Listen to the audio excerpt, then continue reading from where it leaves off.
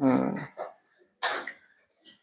तो हम लोग पिछले क्लास में मोलर चालकता पर बात किए थे, फिर मोलर चालकता के साथ साथ फिर सीमांत मोलर चालकता पर बात किए थे। तो सीमांत मोलर चालकता पे हम लोग जब बात किए थे, वहां आपको मैंने क्या बताया था कि सीमांत मोलर चालकता क्या होती है? अनंत सांद्रता पर मोलर चालकता, अनंत सांद्रता पर मोलर चालकता। ठीक है, तो ध्यान दो, अनंत सांद्रता पर मोलर चालकता होगी हमारी। इसी को सीमांत मोलर चालकता, कोई ध्यान दीजिएगा, सीमांत मोलर चालकता को ही अनंत सांद्रता पर मोलर चालकता कहते हैं। सीमांत मोलर चालकता को ही क्या बोलते हैं? अनंत सांद्रता पर मोलर चालकता। और इसी को और क्या बोलते हैं? शून्य सांद्रता पर मोलर चालकता। क्या बोलते हैं? तीनों नाम एक ही हैं। शून्य सांद्रता पर मोलर चालकता, शून्य सांद्रता पर मोलर चालकता। समझ आया? तीन नाम हो गए, कौन कौन से? सीमांत मोलर चालकता, क्या बोलते हैं इसी को? इसी को हेडिंग ही की है, इसलिए मैं लिखा नहीं था इसको। सीमांत मोलर चालकता। ये तीनों पॉइंट एक ही है, कैसे एक ही है इसको समझ में आ रहा है नहीं? बताओ पहले ये बात समझो पहले कि ये तीनों पॉइंट एक ही है तो क्यों। पहली चीज, सीमांत किसे कहते हैं? ध्यान दो, यहां क्या करें? अनंत सांद्रता पर मोलर चालकता है ना, अनंत सांद्रता पर, शून्य सांद्रता, अनंत तनुता पर। ठीक है, ये चीज अनंत तनुता पर मोलर चालकता, अनंत तनुता पर मोलर चालकता, शून्य सांद्रता पर मोलर चालकता और सीमांत मोलर चालकता, ये तीनों पॉइंट एक हैं। इसको समझो पहले। सीमांत मोलर चालकता क्या होती है? अगर हम किसी प्रबल विद्युत अपघट्य पदार्थ में, ठीक है, हम यहां प्रबल की बात कर रहे हैं, स्पेशली किसकी बात कर रहे हैं? ये सब टॉपिक जो चल रहा है प्रबल के लिए चल रहा है। किसी प्रबल विद्युत अपघट्य पदार्थ में जब हम थोड़ा सा पानी वगैरह मिलाते हैं या उसको आयनित करते हैं तो क्या होता है? उसकी चालकता बहुत धीरे धीरे बढ़ती है। तो आपको लिखवाया गया है, चालकता उसकी कैसे बढ़ती है? धीरे धीरे बढ़ती है, बहुत धीरे धीरे बढ़ती है। कारण क्या है? क्योंकि इसके लिए अल्फा का जो मान होता है वो कितना होता है? 1 होता है, लगभग 1 होता है ना, 0.98, 0.99, 0.97 ऐसे समथिंग आता है। अनंत तनुता का मतलब क्या है? कि हमने क्या किया उसमें, हाँ, उसको एकदम से पतला कर दिया। जब एकदम से पतला कर दिए होगे तो सांद्रता उसकी क्या हो गई होगी? शून्य हो गई होगी। समझ आया ना? अनंत तनुता का मतलब शून्य सांद्रता, और शून्य सांद्रता जब हो जाएगा तो मोलर चालकता जो होगी तो क्या होगी हमारी? वो सीमांत होगी, मतलब अब इससे ज्यादा चालकता बढ़ने वाली नहीं है। समझ में आया? तीनों चालकता समझ में आया? क्या क्या? अनंत तनुता पर मोलर चालकता, अनंत तनुता मानी जब हमने इसको पानी मिलाते गए तो पतला होता गया, एक समय ऐसा आया कि अब ये बढ़ने वाला नहीं है, उसको बोलेंगे अनंत तनुता पर मोलर चालकता। ठीक, जब मोलर चालकता क्या हो? बढ़ना बंद हो जाए। और दूसरा क्या? शून्य सांद्रता पर मोलर चालकता। शून्य सांद्रता का मतलब क्या होगा? शून्य सांद्रता, जब अनंत तनुता होगा तो सांद्रता क्या होगी? शून्य होगी, मतलब उसे पता नहीं चलेगा विलेय है कि नहीं है। और तीसरा है सीमांत मोलर चालकता, मतलब इससे ज्यादा मोलर चालकता बढ़ने वाली नहीं है। कब? जब आप सांद्रता शून्य कर दोगे, जब आप तनुता अनंत कर दोगे। समझ में आया नहीं? तीनों पॉइंट एकदम अच्छे समझे रहो। अब यहाँ पे हम लोग अब थोड़ा चर्चा करते हैं। यदि, ध्यान दो, यदि लैम्डा सी, लैम्डा एम सी, इसको क्या कह सकते हैं? ध्यान दो, ये लिखा है अनंत तनुता पर मोलर चालकता, अनंत तनुता पर मोलर चालकता। यहां पे सी सांद्रता पर मोलर चालकता इसको लिख सकते हैं। क्या लिखेंगे? सी सांद्रता पर क्या लिख सकते हैं इसको? मोलर चालकता। अब पता है लैम्डा एम इन्फिनिटी अनंत तनुता पर मोलर चालकता की गणना करने के लिए, ध्यान समझो, ये टॉपिक थोड़ा सा कंसेप्चुअल है, इसको समझोगे तभी समझ में आएगा। मैं लिखा नहीं है, ये क्या है? अनंत है, यहाँ क्या यूज किया गया है? अनंत। ये क्या है? सी है, यहाँ क्या यूज किया गया है? सी सांद्रता पर मोलर चालकता। हमने क्या किया है? एक विलयन लिया है जिसकी सांद्रता कुछ है, जिसकी सांद्रता कुछ है, उसकी तनुता अनंत नहीं है, तो हमने क्या लिखा है? लैम्डा सी एम, सी सांद्रता पर मोलर चालकता। अब पता है अनंत तनुता पर मोलर चालकता की गणना करने के लिए, अनंत तनुता पर मोलर चालकता की गणना करने के लिए आए डिबार्ड हेकेल, कौन आया? डिबार्ट हकेल समझ आ रहा है? डिबार्ट हकेल एक समीकरण है, डिबार्ट हकेल एक समीकरण है। इन्होंने क्या बताना चाहा कि जो लैम्डा एम अनंत है, यानी अनंत तनुता पर मोलर चालकता और सी सांद्रता पर मोलर चालकता, बताओ इसमें ज्यादा कौन है? इसमें ज्यादा कौन है? अनंत तनुता पर मोलर चालकता और सी सांद्रता पर मोलर चालकता। इन दोनों में वैल्यू में ज्यादा कौन है? सोच के बताओ आराम से।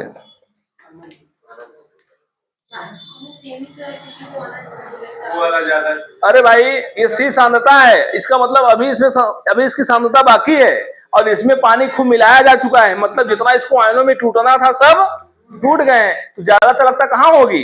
यहाँ होगी, क्योंकि यहाँ खूब पानी मिलाया गया, यहाँ पे खूब डाइल्यूट किया गया, खूब पतला किया गया, खूब आयन पैदा हुए होंगे, खूब चालकता बड़ी होगी। समझा? यहाँ पर चालकता का मान ज्यादा है, यहाँ पर चालकता का मान कम होगा, क्योंकि अभी यहाँ सांद्रता बाकी है। समझा? इन्होंने कहा कितना कम होगा, वही चीज इन्होंने बताने की कोशिश की। कैसे? Lambda C M is equal to, इन्होंने कहा, ध्यान से समझना, इन्होंने एक समीकरण दिया, यहां पे लिखा है डिबार्ट हकेल समीकरण। डिबार्ट हकेल समीकरण कैसे दिया इन्होंने?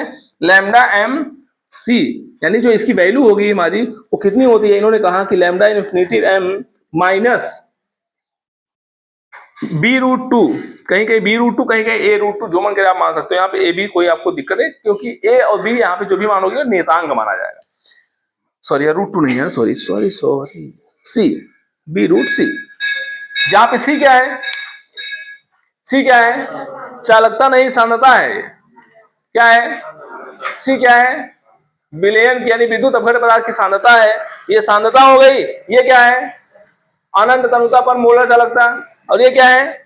सी सांद्रता पर मोलर चालकता। उन्होंने कहा कि अनंत तनुता पर मोलर चालकता में से अगर हम इस वैल्यू को घटाते हैं वी रूट सी को या ए रूट सी को, जो भी मान लो, तो हमारी कौन आ जाएगी? सी सांद्रता पर मोलर चालकता।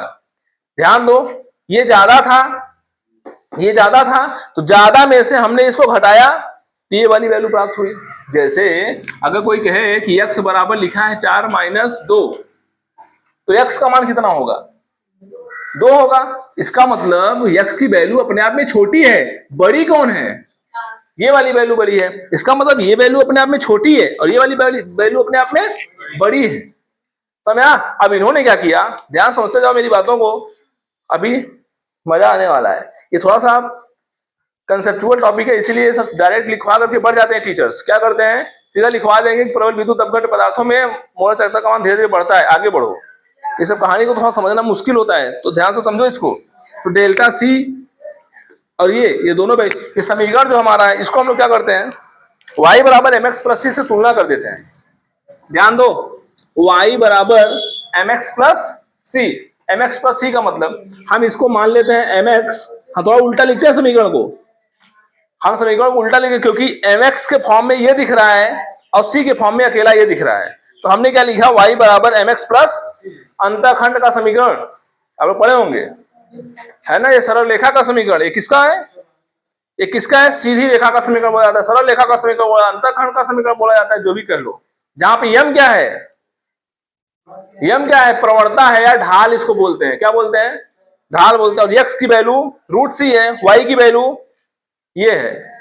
समझते जा रहे हो? ये x अक्ष है, ये y अक्ष है। ये समीकरण पढ़े हो? कहाँ पढ़े थे? कक्षा 10 में। आप लोग बहुत तेज पढ़े थे। इसका यूज जाने थे? इसका यूज जाने थे? नहीं जाने होंगे, केवल इस पे सवाल लगा के बच्चे आगे बढ़ जाते हैं। इसका मतलब क्या होता है नहीं समझते, समीकरण बड़ा इंपॉर्टेंट। अभी देखो क्या मजा आना है। हाँ, इसी से ग्राफ बनता है। देखो ध्यान से, डिबार्ट हकेल ने क्या किया, इस समीकरण का प्रयोग करके इसका मान ज्ञात करने की कोशिश किया और ज्ञात किया। समझा? डिबार्ट हकेल ने क्या किया, इस चीज का मान आराम से ज्ञात किया। कैसे ज्ञात किया, थोड़ा देखो यहाँ पे ग्राफिकल समीकरण। इन्होंने कहा कि ये जो समीकरण है हमारा वो किसकी तरह है? y बराबर एम एक्स प्लस सी की तरह है। कैसा है? y बराबर एम एक्स प्लस सी की तरह। अगर y बराबर एम एक्स प्लस सी की तरह है, इसका मतलब है यह सरल रेखा का समीकरण है। कैसा है? तो अगर हम यहाँ पे सरल रेखा खींचे, ध्यान दो, ये हमारा कौन सा अक्ष होता है? x अक्ष। ये हमारा कौन सा अक्ष होता है? y अक्ष। ध्यान दो, x अक्ष में सांद्रता व्यक्त की जा रही है। वाई अक्ष में क्या, सी सांद्रता पर मोलर चालकता को व्यक्त की जा रही है। तो चलो हम एक्स अक्ष में रूट सी को लेते हैं, इस सांद्रता को लेते हैं, और वाई अक्ष में किसको लेते हैं, लैम्डा एम सी की वैल्यू को लेते हैं। समझ में आ रहा है? मतलब ध्यान से समझना बात को, सांद्रता इधर जाने पे सांद्रता बढ़ेगी, इधर जाने पे चालकता, मोलर चालकता जिसको बोलते हैं, इधर जाने पे क्या बढ़ेगी, सांद्रता, इधर जाने पे। अब आप लोग मुझे बताओ, अगर मैं नहीं बी नहीं लिखना है, मैं केवल एक्स की वैल्यू लिखाऊं, एम की वैल्यू ये होगी, एम की वैल्यू ये होगी, एक्स की वैल्यू ये होगी, इसीलिए तो एम एक्स यहां लिखा हूं, मैं यहां नहीं लिख सकता क्या, ये एम एक्स के फॉर्म में है, एम इसको मानोगे और एक्स इसको मानोगे, ठीक है। इसीलिए, नहीं तो हम ऐसे लिखते y बराबर M X plus C plus M X ना लिखते, तब हम ऐसे लिखते है ना, ये कंसेप्ट है। बट हम कैसे लिखे हैं, y बराबर सी प्लस एम एक्स लिखे हैं। तो सी प्लस एम एक्स क्यों लिखे, क्योंकि ये अकेला ये है, इसको सी मान लिए, और यहाँ पे एम एक्स दो वैल्यू दिख रहा है, इसलिए हम इसको एम एक्स माने हैं। समझ में आ रहा?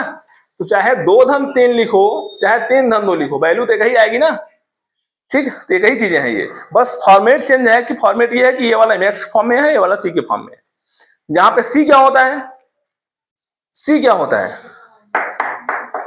वाई अक्ष पर कटा अंतःखंड होता है, ये वाई अक्ष पर कटा अंतःखंड होता है। और एक्स क्या होता है, एक्स अक्ष, और ये जो वाई है ये वाई अक्ष को व्यक्त करता है। दोनों को थोड़ा देखो, ये रूट सी हो गया, ये लैम्डा एम हो गया। अब आप लोगों को पता है कि अगर मैं सांद्रता को घटाऊंगा, क्या हुआ, अगर मैं सांद्रता को घटाऊं तो बताओ, अगर मैं सांद्रता को घटाऊं बढ़ाऊं, चलो बढ़ा रहा हूं, सांद्रता को बढ़ाने पर, सांद्रता को बताओ मोलर चालकता में क्या परिवर्तन आएगा, सांद्रता को बढ़ाने पर मोलर चालकता क्या होगा, सोच के बताओ।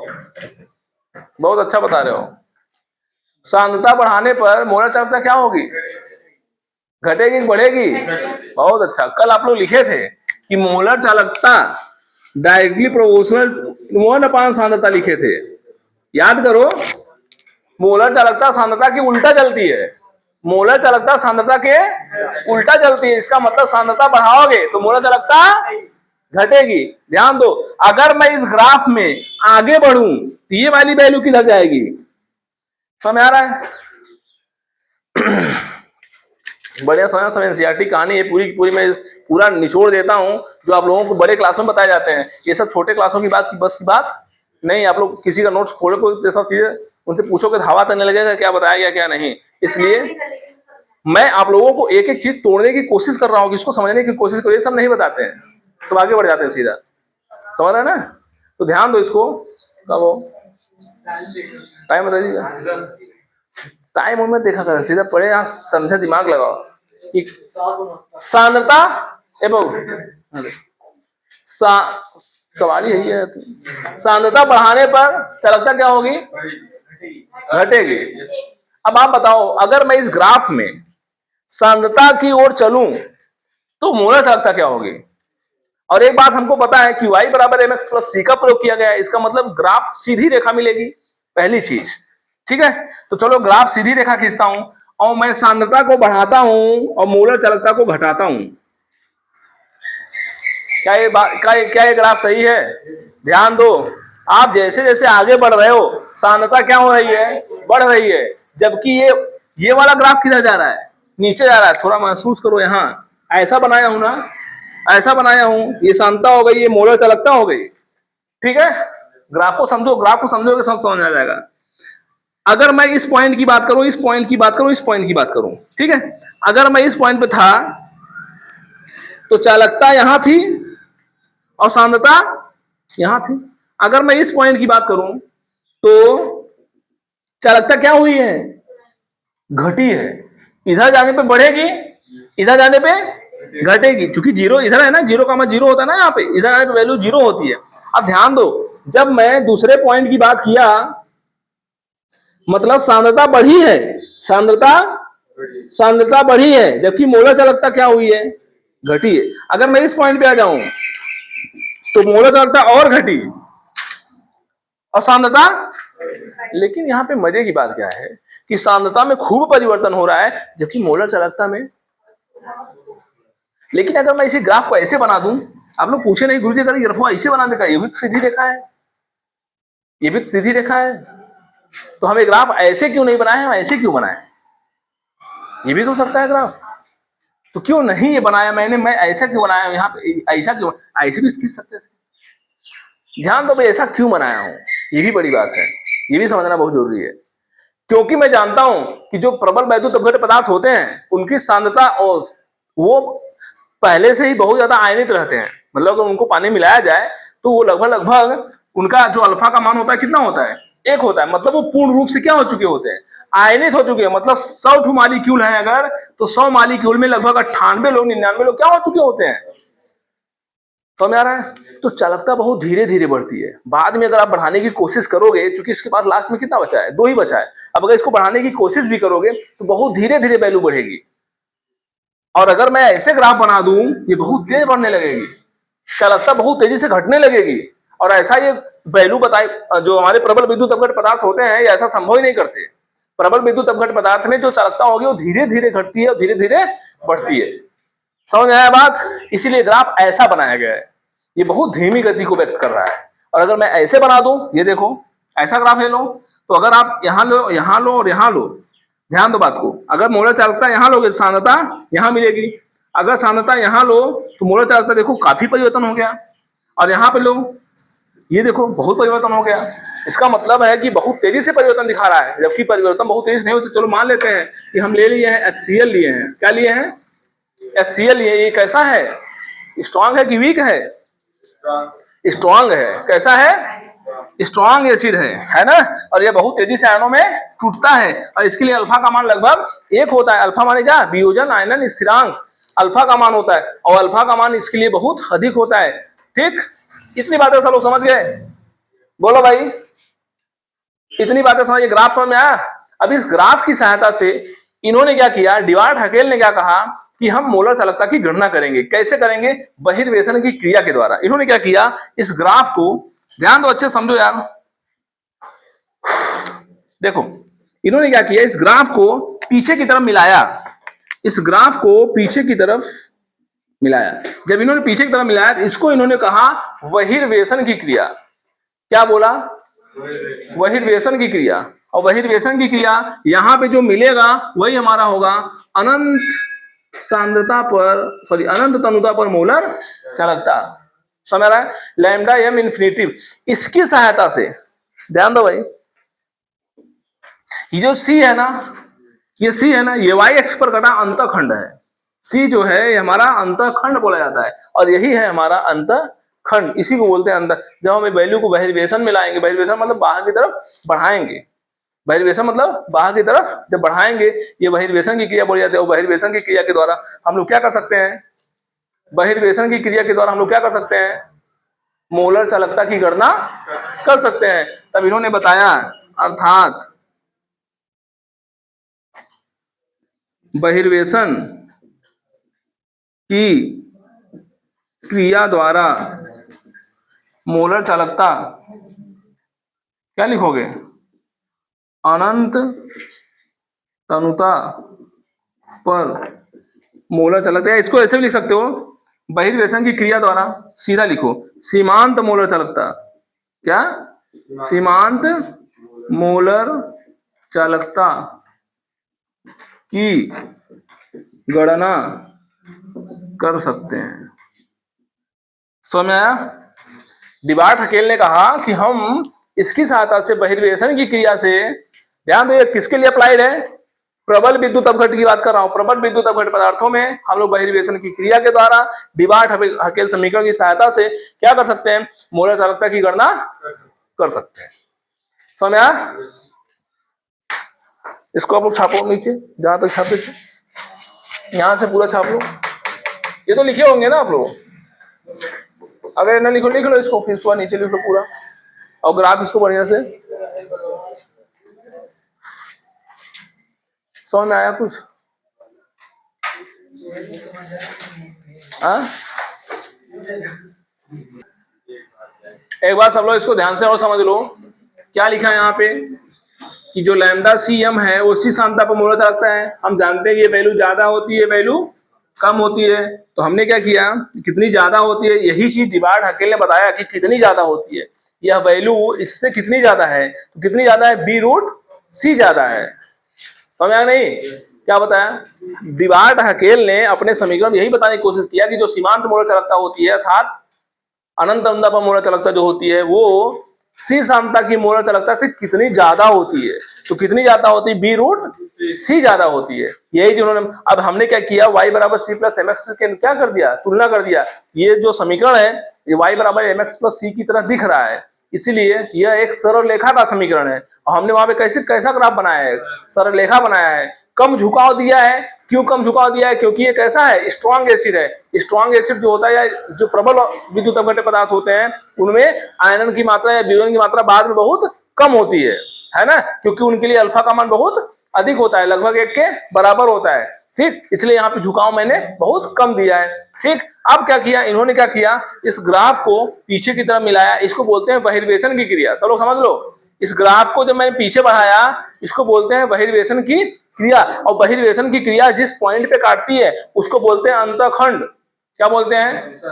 ये ग्राफ जब पीछे मिलाओगे y अक्ष पर जिस जगह पे काटती है उसी को बोलते हैं C यानी अंतःखंड। और यही अंतःखंड का मान कितना होता है, लैम्डा एम इन्फिनिटी यानी सीमांत मोलर चालकता। और इसी की सहायता से यानी बहिर्वेशन की क्रिया के द्वारा, ध्यान दे पॉइंट लिखने के लिए आता है कि बहिर्वेशन की क्रिया हम प्रबल विद्युत अपघट्य पदार्थ में सीमांत मोलर चालकता की गणना कैसे कर सकते हैं।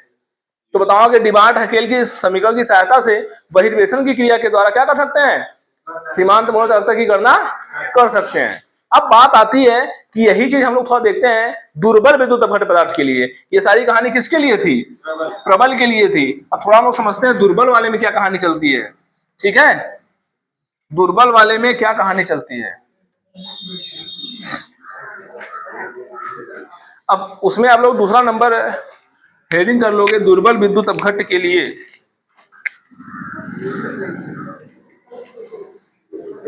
दुर्बल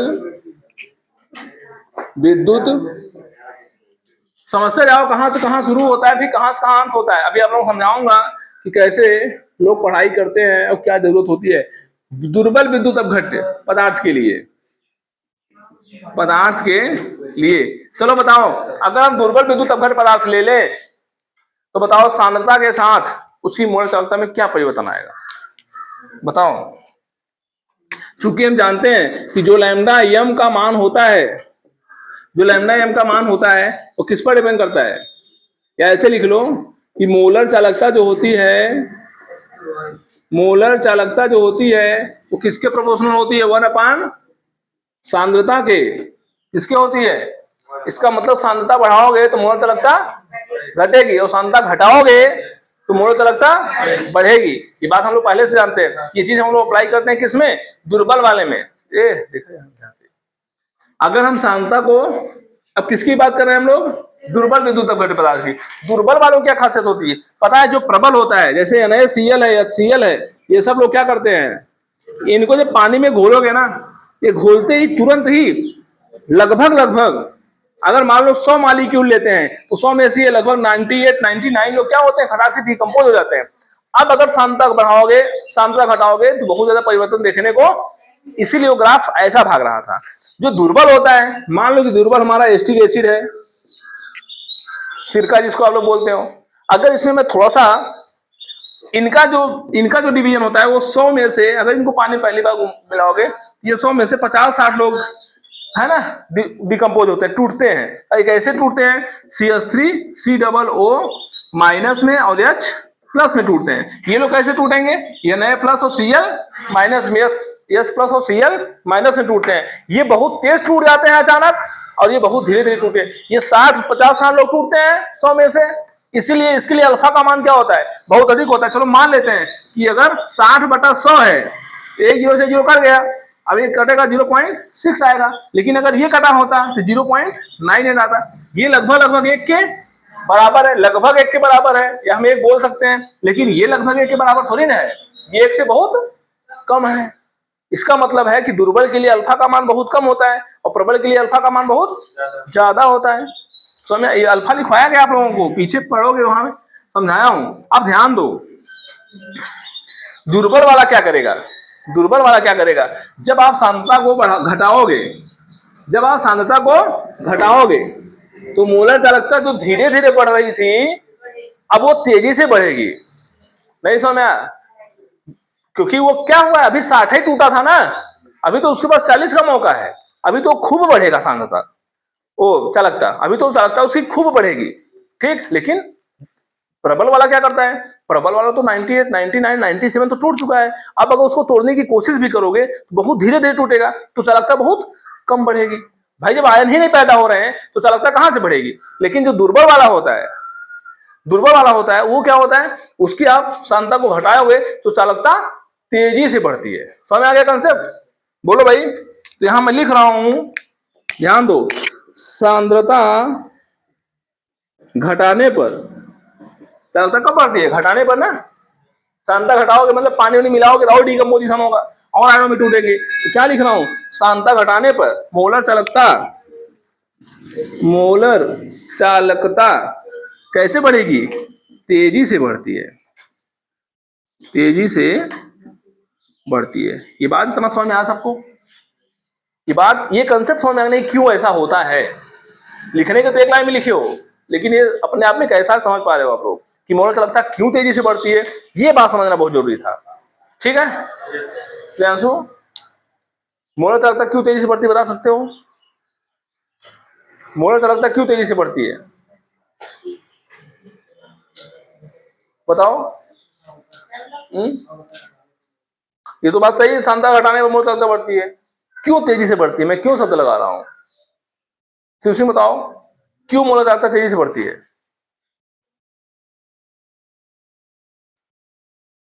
बताओ प्रियांशु,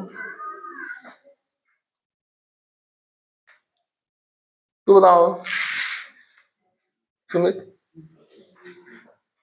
क्यों तेजी से बढ़ती है? एक मिनट रुको, भी नंबर आ रहा है सबका। अनमोल बताओ। आयनों में टूटता है, तो आयनों में टूटता तो स्ट्रांग वाला भी है, ये ज्यादा टूटता है। हाँ, क्योंकि ध्यान दो, यही चीज बार बार समझा रहा हूं आप लोगों को कि जो प्रबल वाला होता है, ध्यान दो, प्रबल वाला, मान लो कि आपने पानी मिला दिया और प्रबल वाला खटाक से तुरंत ही 98, 99 टूट जाता है। कितने में से? 100 में से। इसके लिए अल्फा का मान लगभग 1 के बराबर है, ये जल्दी से टूट गया। अब पनियों मिलाओगे, मैं कह रहा हूं कि मेरे पास 1000 रुपए था, ठीक है, 1000 रुपए में से मैं 900 रुपए खर्च कर चुका हूं। अब मैं जब खर्च करूंगा तो सोच समझ के खर्च करूंगा ना, धीरे धीरे खर्च करूंगा ना। लेकिन अगर कोई दूसरा लड़का है, उसी वो जब 1000 खर्च कर रहा था तो 1000 में से उसका भी पाते से खर्च हुआ है, अभी तो वो काफी देर तक खर्च करेगा ना। मेरा मतलब क्या, ये तो पहले से आयनों में क्या हो चुके हैं, टूट चुके हैं। और जो वीक वाला होता है, जो कमजोर वाला होता है, जो दुर्बल वाला होता है, वो क्या होता है, वो 100 में से कितना टूटता है, 50-60 टूटता है। चलो मान लेते 60 टूटा है, अभी तो इसका 40 बकाया है ना। अब जब पनिया मिलाओगे यह तेजी से टूटेगा, अभी ये 40 तक बढ़ेगा और ये कितना बढ़ेगा, 1-2 तक बढ़ेगा। ये धीरे धीरे इसका चालकता बढ़ती है और इसकी चालकता बहुत तेजी से बढ़ती है। समझ में आया कंसेप्ट? ये समझना था, इसलिए मोल चालकता क्या होती है, तेजी से बढ़ती है। अब समझना, हकेल साहब ने इस समीकरण को अप्लाई किया, ध्यान दो। अब क्या हुआ, हकेल साहब ने फिर वही सांद्रता अपने अप्लाई किया। अब वो किसके लिए अप्लाई कर रहे हैं, एसिटिक एसिड के लिए, मतलब दुर्बल के लिए। किसके लिए, दुर्बल के लिए। इन्होंने क्या लिया, लिया एसिटिक एसिड ले लिया। और जब इन्होंने एसिटिक एसिड लिया तो इनका ग्राफ इन्होंने देखा, वो कुछ इस तरीके से भाग रहा था। समझ में आ रहा है? देखो ऐसा कुछ, रुक जाओ, ये ग्राफ इन्होंने देखा कि कुछ ऐसे भाग रहा था। ये ग्राफ क्या दिखाने की कोशिश करा, थोड़ा समझने की कोशिश करो इसको।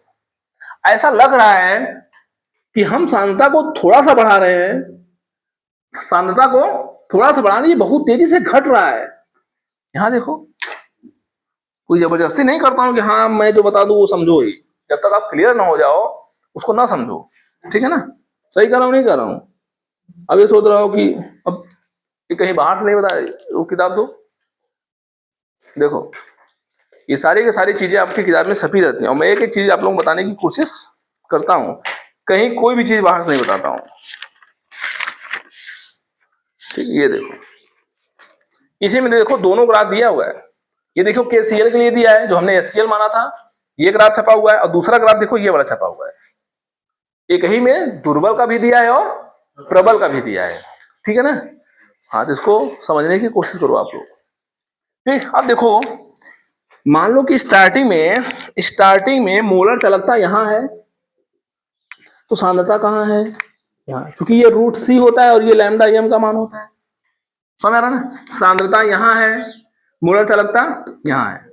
अब ध्यान दो, मैं इस पॉइंट पे लेता हूं, अगर इस पॉइंट में लूं तो देखो, सांद्रता को मैं थोड़ा सा बढ़ाया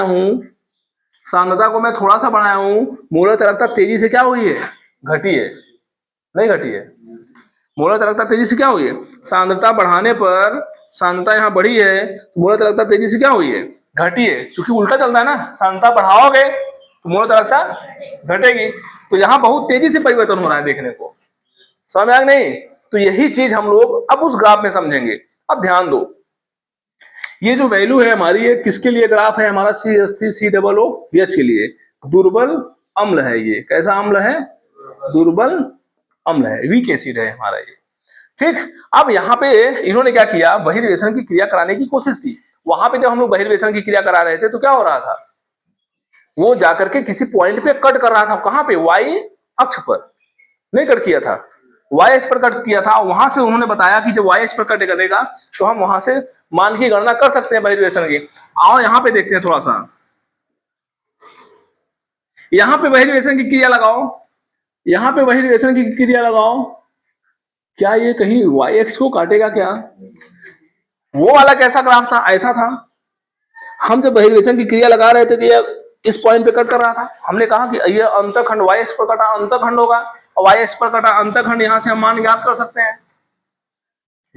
हैं, लेकिन ये कहीं पे कट कर रहा है क्या, नहीं। अर्थात दुर्बल अम्लों में हम बहिर्वेशन की क्रिया के द्वारा मोलर चालकता की गणना नहीं कर सकते।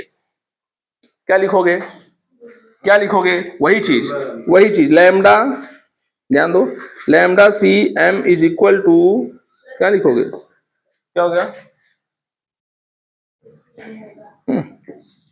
Lambda M C is equal to, क्या लिखोगे, lambda M infinity minus B root C. ये कौन सा समीकरण है, डिबार्ड-हकेल समीकरण है। और यहां से y बराबर एम एक्स प्लस सी, या सॉरी सी प्लस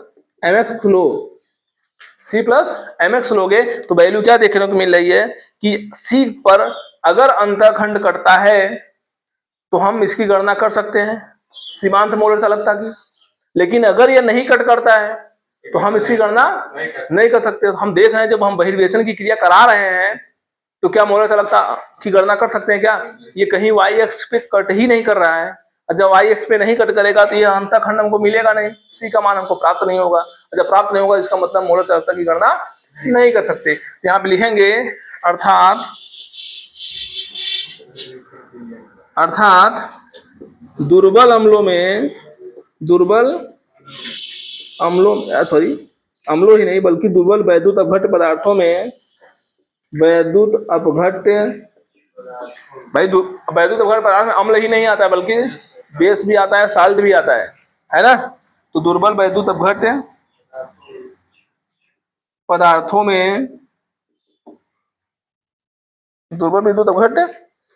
में क्या होगा, बहिर्वेशन की क्रिया द्वारा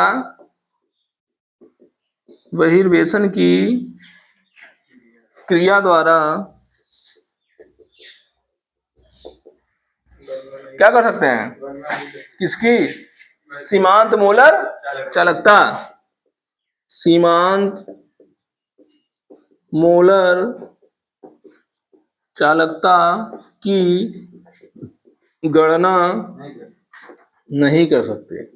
अब आप बताओ डिबार्ड-हकेल समीकरण किसके लिए अप्लाइड है, प्रबल के लिए, दुर्बल के लिए अप्लाइड नहीं है। अर्थात हम उनकी समीकरण की सहायता से हम सीमांत मोलर चालकता की गणना नहीं कर सकते, किसके लिए, दुर्बल के, जबकि प्रबल के लिए क्या कर सकते हैं, गणना। अब बताओ इसकी गणना कैसे करेंगे, तब अब तो मैटर गंभीर हो गया। अब हम लोग इसकी गणना करेंगे कैसे, और गणना करना हमारे लिए अति आवश्यक है कि सीमांत मोलर चालकता की गणना भाई दुर्बल के लिए भी तो होना चाहिए ना। अगर प्रबल के लिए हम कर सकते हैं तो दुर्बल के लिए कहां से करेंगे, यहां तो कहानी बदल गई। अब क्या करेंगे, हम लोग कोलराउस का नियम अप्लाई करेंगे। कोलराउस साहब आए और यहाँ पर ध्यान दो, यही से समझना होता है। अब कोलराउ साहब आए हैं और सीधा यहाँ पे बताएंगे कि किस तरीके से हम लोग दुर्बल वैद्युत पदार्थों की मोलर चालकता की गणना कैसे करेंगे। पता है, अब यहीं पे समझो, बच्चे क्या करते हैं, सीधा कोलराउस का नियम याद कर लेते हैं। उनको नहीं पता होता कि कोलराउस का नियम कैसे अप्लाई करना है, क्यों जरूरत पड़ी उनकी। तो यहाँ पे समझो, हम लोग मोलर चालकता की गणना नहीं कर पा रहे थे, इसलिए यहाँ पे कौन आए, कोलराउ साहब आए और इन्होंने क्या किया, सीमांत मोलर चालकता की गणना करना सिखाया। किसके लिए, प्रबल के लिए भी और दुर्बल के लिए भी। समझ में आ गया। अब इसको छापो, तब आगे चलेगा क्या, टॉपिक को 1 बाय 1 जब टच किए रहोगे तब समझ में आएगा।